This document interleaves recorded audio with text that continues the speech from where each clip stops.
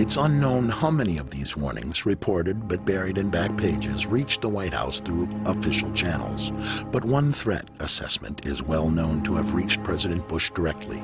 It was known as the Presidential Daily Briefing, or PDB, of August 6th. The Bush administration kept it from the public for months until it was revealed in part by the CBS News in May 2002, putting the White House on the defensive. All of this reporting about hijacking was about traditional hijacking. You take a plane, people were worried they might blow one up. I'd like to ask you about the August 6th PDB. Sure. You mentioned it. 2 years later, President Bush responded to questions about what led him to request the August 6th briefing. Yeah. Ed, I asked for the briefing, and the reason I did is because there had been a lot of threat intelligence from overseas, and so part of it had to do with the Genoa G8 conference that I was going to attend. 8 of the world's most powerful leaders gathered here to discuss global problems, and yet the threat of violence means they're having to keep the world at bay. Just prior to the G8 summit, CNN.com reported the head of Russia's Federal Bodyguard Service has warned of a plot by terrorist Osama bin Laden to assassinate George W. Bush. The LA Times reported U.S. officials were warned of a threat posed from the air by commercial airliners. It's terrorists as well as protesters the Italian government fears, so anti-aircraft batteries were on standby at the airport. Condoleezza Rice was present there, President Bush, Ari Fleischer, Karl Rove, President Bush's own family. They were going to sleep on a boat so that a plane couldn't go into a building. This floating resort will be home for 3 days for the G8 leaders, necessary for their safety. If the August 6 PDB was prompted by a threat from the air in Genoa, clearly President Bush, his spokesperson Ari Fleischer, and his national security advisor Condi Rice were more than aware of the threat of planes as weapons, but the news media appeared to miss the lead. You have information about simultaneous hijackings, no specific threat, planes being used as weapons.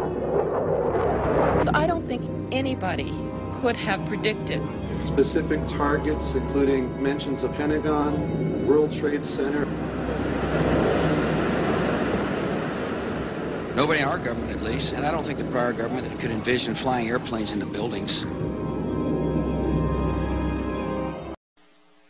Hello, ladies and gentlemen. I'm so glad that you could join us today for this Wednesday, July 25th, 2001 broadcast.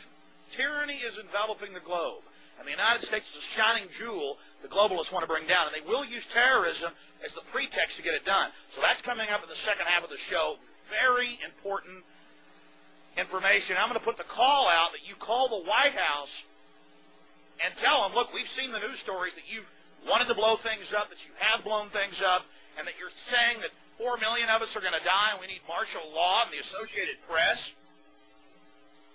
One of your little drills you had, and that we're aware of who the terrorists are if you pull this. This can stop this Hitlerian Reichstag event. I want to put the toll-free number up for Congress. And I won't want you to believe Alex Jones. I want you to go get these news stories off my website. I want you to call these major newspapers. I want you to find out these statements were true by the White House about preparing for martial law. And I want you to let them know that if there is any terrorism, we know who to blame. The point is, if any terrorism comes, it's from this government. And if there was an outside threat like a bin Laden, who was a known CIA asset in the 80s, running the Mujahideen war, and whose family builds all the military bases over in Saudi Arabia right now, and sits with the board of Iridium Satellite.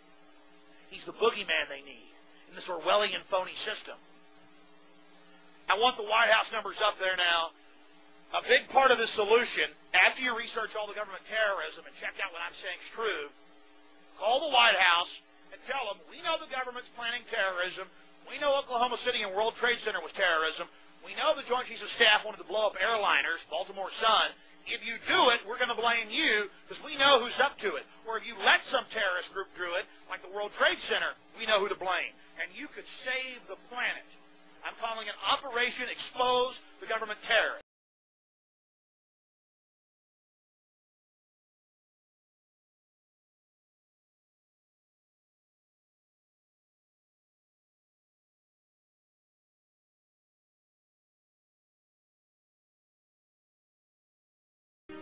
What is Scenario 12D?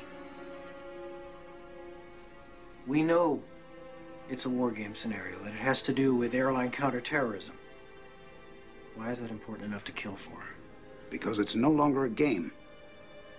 But if some terrorist group wants to act out this scenario, why target you for assassination? Depends on who your terrorists are. The men who conceived of it in the first place. You're saying our government plans to commit a terrorist act against a domestic airline? There you go. Indicting the entire government as usual.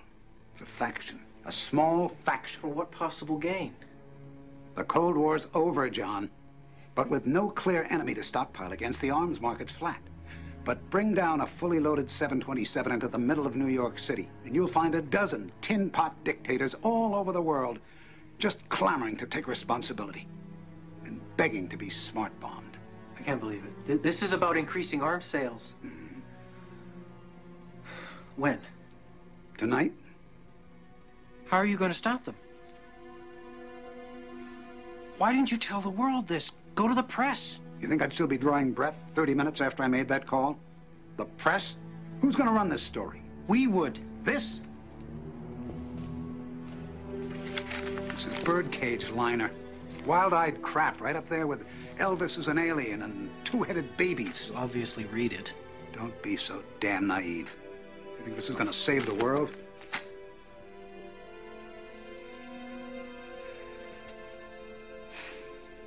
I'm doing what I can, John. I don't have all the specifics on Scenario 12D, but I think I know the flight they've chosen. I still think we should call in a bomb threat. Let the